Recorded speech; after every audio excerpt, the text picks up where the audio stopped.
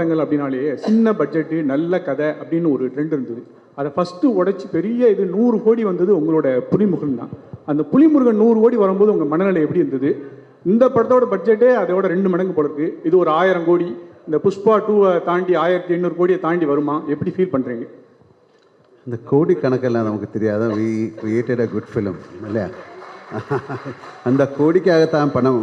How do you know? எப்படி தெரியும் இந்த படம் அவ்வளோ 27க்கு அப்புறம் படம் எல்லாரும் பார்த்து தானே சொல்ல முடியும்.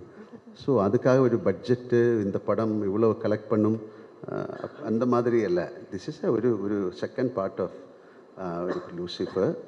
ஸோ அது எவ்வளோ நல்லா எடுக்க முடியும் அது நம்ம எடுத்திருக்கேன். இனி நீங்கள் தான் பார்த்துட்டு அது ப்ளஷ் பண்ணி தேங்க்யூ. 1000 கோடி கிடச்சா நல்லது. உங்கள் நாக்கு பொண்ணாக இருக்கட்டும். சார் இந்த கேள்வி, டப்பிங் வெர்ஷன் வந்து ஆர்பி பாலா நல்லா பண்ணுறாருன்னு நீங்கள் சொல்லிட்டு இருக்கீங்க. அவரோட டைரக்ஷனில் நீங்கள் நேரடி படம் பண்ணுறதுக்கு ஐடியா இருக்கா? கேள்வி மோகன்லால் சார். எனக்கு புரியல. இல்லை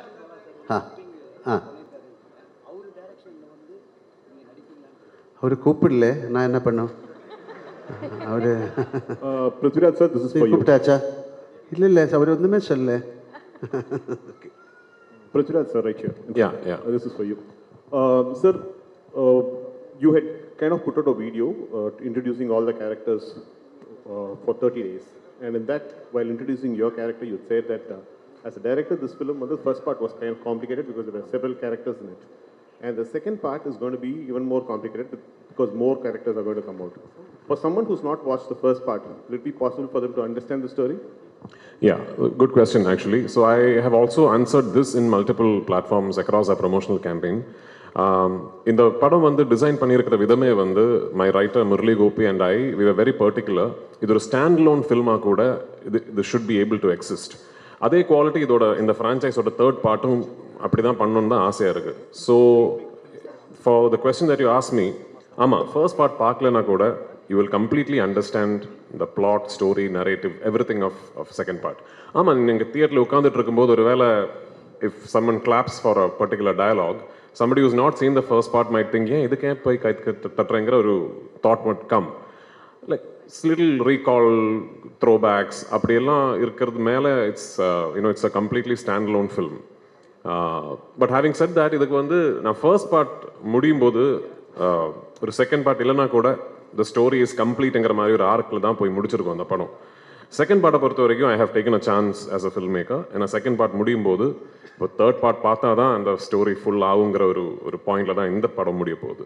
that's the only difference.